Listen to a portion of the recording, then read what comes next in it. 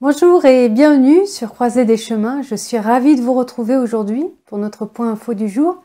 Je vous propose de commencer et on commence par Trump qui a publié une déclaration dans laquelle il s'en prend à la Cour suprême affirmant que celle-ci n'avait pas eu le courage de faire ce qu'il fallait faire concernant l'élection de 2020 qui a été volée. La présidente du Parti républicain, Liz Cheney, a répliqué en disant que l'élection de 2020 n'avait pas été volée et que quiconque prétend qu'elle l'a été répand le grand mensonge, tourne le dos à l'état de droit et empoisonne notre système démocratique. Et Trump a répliqué en disant que notre Cour suprême, politiquement correcte, aura ce qu'elle mérite, un groupe de démocrates de la gauche radicale élus de manière inconstitutionnelle et qui détruisent notre pays. Trump s'en est également pris au chef de la minorité du Sénat, Mitch McConnell, en déclarant qu'avec des chefs comme Mitch McConnell, ils sont impuissants à se battre. Il ne s'est pas battu pour la présidence, a-t-il dit, et il ne se battra pas pour la Cour.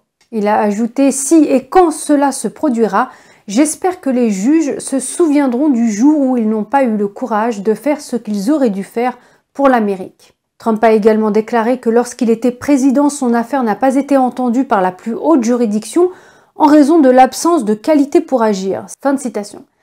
Cette semaine, un conseil de surveillance de Facebook devrait se prononcer sur l'opportunité de permettre à M. Trump de revenir sur la plateforme de médias sociaux.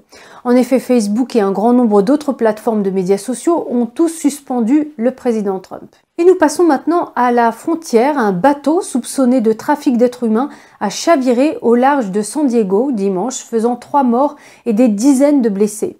Les autorités ont déclaré que les groupes étaient surchargés sur un bateau de croisière à cabine de 40 pieds, plus grand que les bateaux en bois à toit ouvert typiques, souvent utilisés par les passeurs pour faire entrer illégalement des personnes aux États-Unis depuis le Mexique. L'agent de la supervision des douanes et de la protection des frontières CBP Jeff Stephenson a déclaré lors d'une conférence de presse dimanche que tout porte à croire, de notre point de vue, qu'il s'agissait d'un bateau de contrebande destiné à faire entrer illégalement des migrants aux États-Unis. Le capitaine du bateau a été placé en garde à vue et devra probablement faire face à des accusations criminelles. La patrouille frontalière indique dans un communiqué de presse qu'elle a constaté une augmentation spectaculaire du nombre de tentatives de passage en mer ces derniers temps. En effet, plus récemment, les agents frontaliers avaient intercepté un navire jeudi près du même endroit. 21 personnes se trouvaient à bord, 15 hommes et 6 femmes. Les agents ont déterminé que tous étaient des citoyens mexicains sans statut légal pour entrer aux États-Unis. La patrouille frontalière a déclaré vendredi que les agents chargés de l'application de la loi allaient intensifier les opérations visant à déjouer la contrebande au large de la côte de San Diego et à avertir les candidats potentiels au passage à la frontière des dangers qu'il y a à tenter d'entrer illégalement aux États-Unis par la mer. Et au Texas, le gouverneur Greg Abbott a suggéré que certains des immigrants illégaux pourraient être des espions de la Chine et de l'Iran. Il a déclaré à l'animatrice de Fox News, Maria Bartiromo, à propos de la crise frontalière, que nous devons démentir ceux qui pensent qu'il ne s'agit encore que de personnes venant du Mexique ou d'Amérique centrale qui viennent ici pour s'adonner à l'agriculture, quelque chose comme ça. Ils oublient les personnes venant de Chine, d'Iran, de nations basées sur le terrorisme. Cela pourrait être de l'espionnage. M. Abbott a ensuite déclaré que M. Biden est responsable de la crise frontalière, affirmant que l'administration actuelle ne fait rien pour arrêter l'afflux de migrants à la frontière sud. Le chef du cabinet de la Maison-Blanche, Ron Klain, a déclaré dimanche que Biden n'était pas responsable de l'augmentation de la population. Il a déclaré sur Face the Nation « Les gens qui envoient leurs enfants ici sans accompagnement, des enfants de 6 ou 7 ans qui viennent ici sans adultes et qui sont envoyés dans un voyage dangereux, je ne pense pas que ce soit à cause d'un discours de Joe Biden. » Ajoutant qu'il pense que la raison est, je cite, « à cause des conditions horribles au Salvador, au Guatemala et aux Honduras. » Monsieur Klain a poursuivi en disant « Nous travaillons dur pour que ces enfants soient réunis avec les membres de leur famille ici aux États-Unis. » Il a même osé ajouter « Le nombre d'enfants bloqués dans nos postes de patrouille frontalière a diminué de 84% au cours du mois dernier. » Selon lui toujours, nous faisons des progrès dans la résolution de ce problème.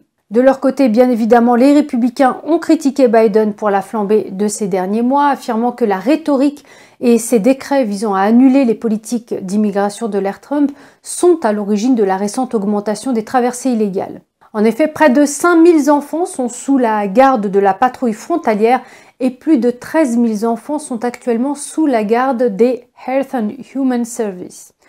Au cours du mois de mars, la patrouille frontalière a appréhendé 172 000 étrangers en situation irrégulière, selon les statistiques publiées le 8 avril par le CBP. Chaque jour, 1000 personnes supplémentaires échappent à la capture. Et en février, les agents frontaliers ont appréhendé 100 000 personnes.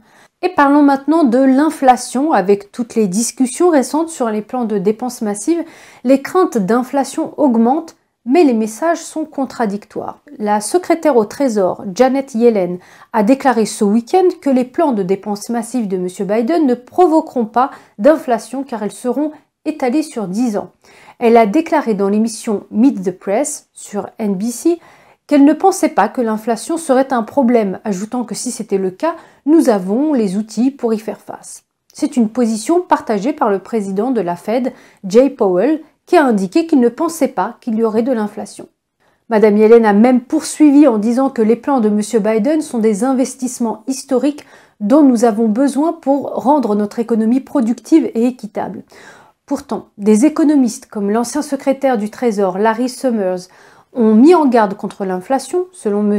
Summers, l'inflation est probable étant donné les taux d'intérêt ultra bas actuels de la Réserve fédérale associés aux 4 000 milliards de dollars de nouvelles dépenses proposées par l'administration Biden et au fait que le Congrès a déjà approuvé environ 5 000 milliards de dollars. Alors que Mme Yellen affirme fermement qu'il n'y a aucun risque d'inflation, la présidente du Conseil des conseillers économiques de la Maison-Blanche, Cecilia Rouse, délivre un message légèrement différent. S'exprimant sur Fox News ce week-end, Mme Rouse a déclaré « Nous nous attendons plus ou moins à une inflation transitoire. C'est ce que nous attendons au sortir d'une grande récession. » Alors qu'est-ce que cela signifie? Cela signifie une période brève ou temporaire d'inflation, mais pas persistante. À présent, alors que l'administration Biden a déroulé les propositions de dépenses massives, le Congrès détient toujours le pouvoir ultime de promulguer les plans de dépenses et les changements fiscaux. Pour financer tous ces plans de dépenses, l'administration Biden veut augmenter le taux d'imposition des sociétés à 28%.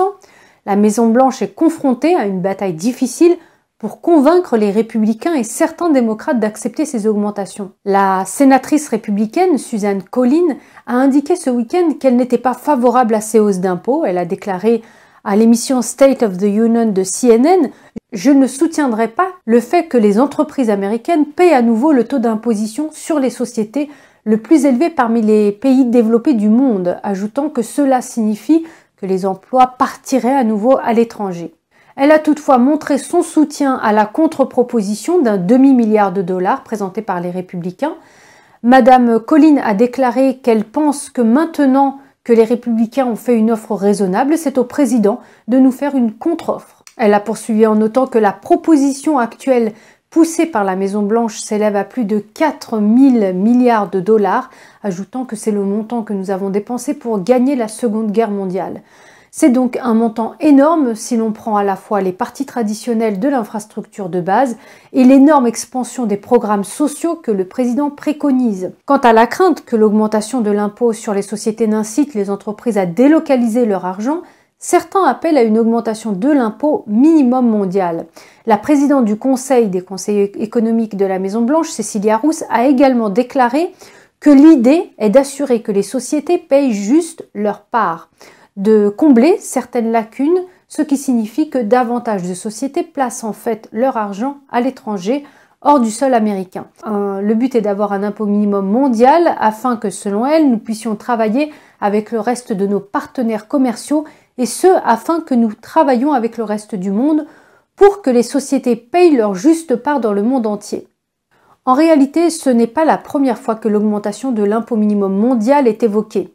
Biden et Yellen ont déjà fait pression pour l'adoption d'un taux minimum d'imposition des sociétés au niveau mondial afin de réduire les possibilités d'arbitrage fiscal des sociétés américaines qui réduisent leurs charges fiscales aux États-Unis en transférant leurs bénéfices dans des paradis fiscaux à faible taux. Biden avait même déclaré dans un point presse de la Maison-Blanche en début du mois qu'il avait proposé un impôt mondial minimum qui est proposé dans le monde entier pour les sociétés américaines de 21%. ajoutant que cela signifiait que les sociétés ne pourront pas cacher leurs revenus dans les endroits comme les îles Caïmans et les Bermudes dans des paradis fiscaux. Cette déclaration intervient après que la secrétaire au Trésor Janet Yellen a également encouragé l'adoption d'un tel impôt qui reposerait sur la négociation d'un taux minimum mondial d'imposition des sociétés de 21%. Pour le moment, le plan d'infrastructure de Biden d'une durée de 8 ans doit être entièrement financé par des augmentations d'impôts sur les sociétés étalées sur 15 ans. Sa proposition consiste à faire passer le taux d'imposition fédéral des sociétés de 21 à 28%. L'administration Biden cherche à obtenir une coopération internationale sur le taux minimum d'imposition des sociétés au niveau mondial afin de compenser au moins partiellement les inconvénients qui pourraient découler de la proposition de l'administration de porter le taux d'imposition des sociétés américaines à 28%. Tout cela étant imbriqué, cette initiative est considérée comme un élément clé du financement de la proposition d'infrastructure de 2300 milliards de dollars de l'administration Biden. D'ores et déjà, la France et l'Allemagne, qui ont des taux d'imposition de sociétés relativement élevés au sein de l'OCDE, ont déjà salué la proposition de l'administration Biden. Mais l'Irlande a exprimé des inquiétudes quant à un impôt minimum mondial. Le pays a choisi un modèle à faible fiscalité pour attirer les investissements étrangers. L'Irlande a l'un des taux d'imposition sur les sociétés les plus bas de l'OCDE, à 12,5%. Et selon la Tax Foundation, l'augmentation du taux d'imposition sur les sociétés à 28% porterait le taux d'imposition combiné État fédéral, État américain à 32,34%. Ce changement ferait du taux d'imposition des sociétés américaines le plus élevé de l'OCDE, ce qui réduira la compétitivité des États-Unis. Le taux moyen de l'impôt sur les sociétés dans les pays de l'OCDE, à l'exclusion des États-Unis, est de 23,4%.